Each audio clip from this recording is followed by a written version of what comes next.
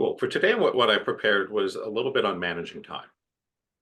And this is definitely very much a pro tip because when we're learning the processes in level one, level two, et cetera, everything is done tutorial style. And you're given a very specific amount of time, custom designed for each exercise. One of the challenges you run into when you start working on people doing open digging is you only have so much time, right? And you have to make your session fit into the time allotted. When you're just trading, most people are a lot more flexible on the time. Occasionally you get some really anal person that's like, no, I did 57 minutes on you. You have to do more than 55 on me, right? But for the most part, we're not sweating it too much. But the time management is a much more serious issue when you turn professional. Because suddenly someone's paying you for 30 minutes or 60 minutes or 90 minutes or whatever of your time. And so I put together some tips on things to do to help make the sessions fit into the time allotted. Because on one hand, we want to create as much value as we can for our clients in the time we have together, whatever time that is. And as on the flip side, we also don't want to be wasting time. And so here's some guidelines I come up with for you guys. So number one, just my own business ethics and your personal ethics may certainly vary here. Let me see if I get the camera to unfocus. That works almost every time. Is I don't like to charge people money and give them less than they were promised. Maybe I'm too sensitive about that. But if I'm paying someone for an hour, I don't want them checking out after 47 minutes. Unless you're used to a psychotherapist, that's what they do, right? So in terms of the style, there's some things I like to do. Number one, most important thing, if you guys haven't done it yet, manifest that when you work with someone doing coaching, healing, digging, that the session fits very nicely in about the amount of time you had scheduled. It's such a simple thing, it's easy to overlook. That alone can make a big difference. So make sure you manifest that. Number two, I would say a couple pro tips that I've heard. These are in no particular order. Number one, don't do more than 2 sessions back to back. Meaning if you're doing hour sessions, you book people at 8 o'clock and 9 o'clock, please don't book someone also at 10 o'clock. Because if you run over on that first person, it blows up your whole day, right? If you can afford to, I always leave 15 minutes between sessions. And that's not always good because I tend to run over too much. As I always want to give people as much as possible. So I tend to run over a lot. And I found that when I booked an hour and gave them exactly an hour, I was spending too much time worried about time, stressed out, feeling I have to rush, right? And I don't like people to feel that they're being rushed. And I don't want them to sense that I'm rushing. I think it's, I do the best I can when I'm with someone one-on-one. You got me pretty close to 100%. I'm not worried about anything other than helping you with your issue. And that includes the time, right? Depends on how much you charge and the nature of your business. But especially online, we do have more control. But I like to leave that 15 minutes. Another random thing is if you're very busy, if you have a lot of people wanting sessions, 30-minute sessions, a lot of the time you can accomplish almost as much as a 60. So I've done that off and on over the years, but you have to be busy enough to make it worthwhile. And you kind of either have to use Calendly or have someone managing as an assistant, because it's just a lot of detail, a lot of grunge work every day to schedule that many people. But a lot of the time, the 30-minute sessions can work better, but only if you have enough demand that it's worth it. Another thing that I would do is watch out for clients that nibble. What does that mean? When you're getting ready to finish up, they're going to go, oh, let me just ask one more thing. Oh, can we just work on one more thing?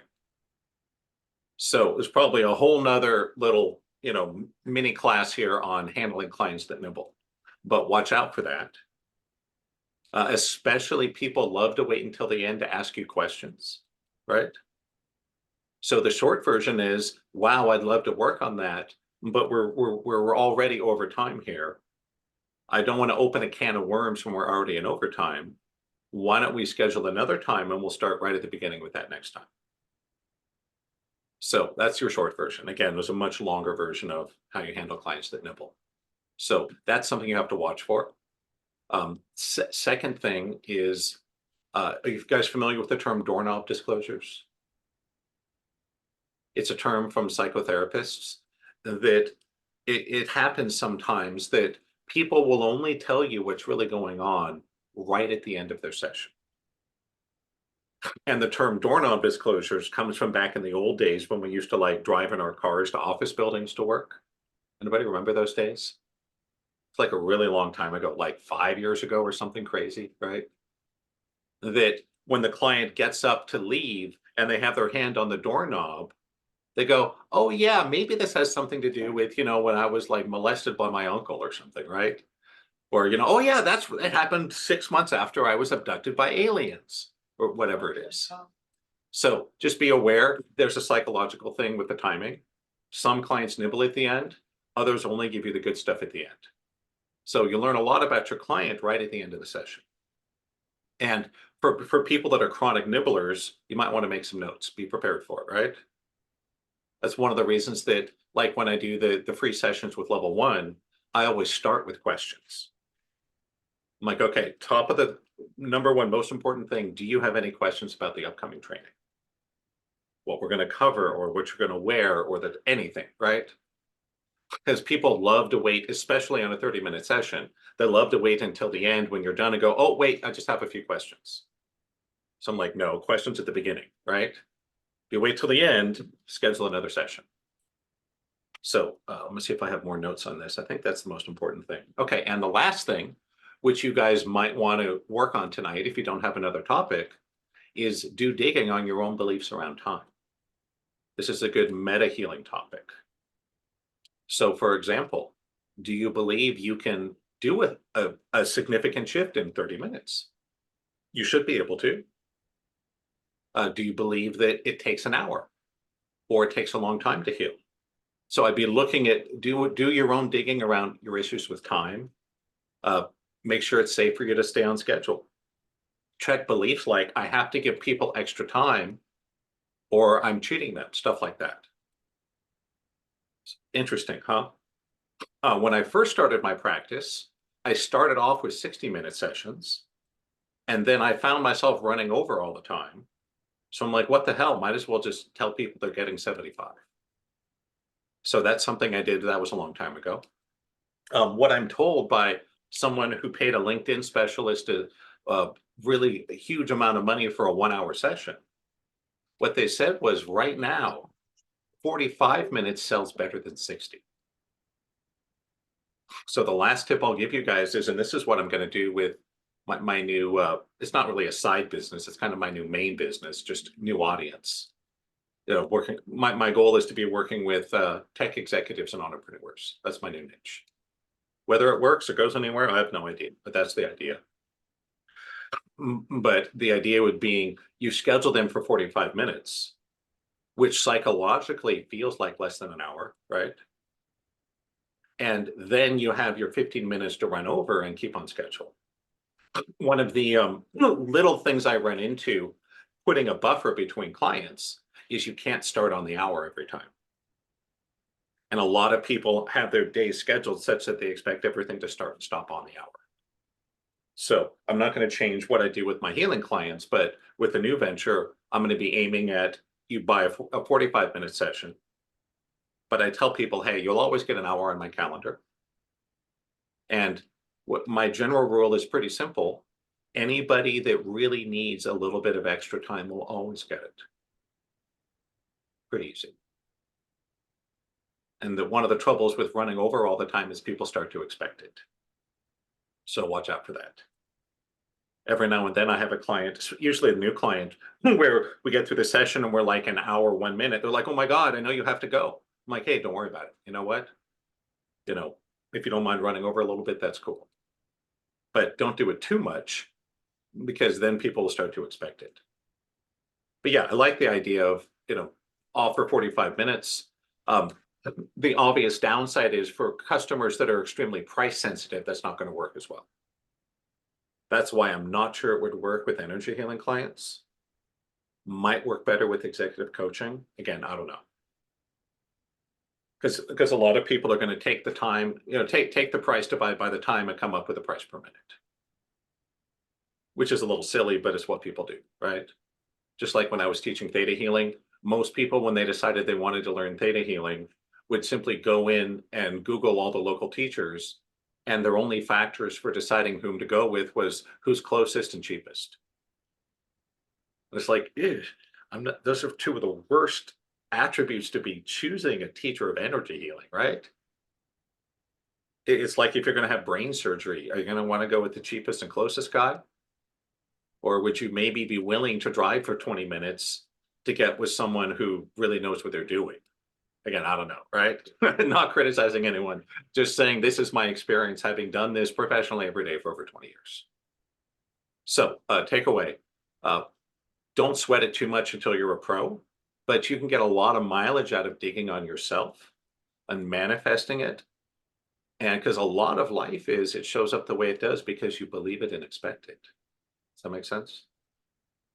And, we did spend the first 15 minutes yakking about the group. You guys okay with running a little past 7? If anyone needs to finish at 7, let me know. I'll set a timer and remind you because I want to give you guys at least an hour with your partner. So we'll go for about 7:05-ish. We'll come back to the group. Is that cool? And again, if you have a hard deadline, let me know. I'll be on top of that. Any questions on this stuff? But yeah, manifest it, do your own digging about time. And it is crazy how the sessions always tend to show up in about the same length, about the right amount of time. The other thing, oh yeah, I had another little piece I was going to give you guys. If you guys need to fill a little time, I think coaching and explaining things is a great way. In other words, sometimes you can see someone still processing something, and hammering on it isn't going to help. So just redirect them away, give them a little time, a few minutes, and usually the download takes. It's also nice to have a handful of exercises you can use as filler at the end. Not that it's filler, these things are valuable, but you might want to have things if you can't, if you're, especially if you're new, you might want to have a few things you can run through with them that might take a few minutes that you can fill the end so you don't feel like you're finishing early, but you're also not opening a new can of worms right at the end, right? So I think sending unconditional love, doing a space clearing, those are great choices. Uh, you can do the healing the broken soul, the healing the broken heart, any kind of healing like that. And if you're into there's a lot of references about energy healing, that this disease, this issue, look at this and this and this and the other. That's one of the good uses of the references. That if you have a few minutes at the end, maybe take a look at it. Sheila, go ahead. One time, when you and I had some minutes at the end, you went through some resentments with me. Yes, That was, resentments are a good yeah. one. Yep. Resentments, symbol allergies, maybe. No, the idea is have a handful of things you can slot in. If you have an extra 5, 10, 15 minutes, you don't want to finish early, but you also don't want to crack open a new can of worms at the end, right? It's like, okay, we have 2.5 minutes. What do you want to work on? Well, I was molested my whole life by my father. We can do that in 2.5 minutes, right? It's like, right. Yeah, so I say, don't open the can of worms unless you're pretty sure you can get through it. Any questions, James? Go for it. Otherwise, we'll go to the breakout rooms. So Brian is out. Everyone else working? Sorry, guys, I had to go. I'll see you guys Yeah, next no week. problem. No problem. All right. You guys ready for your breakout room? All right, here we go. Oh, let me stop the recording.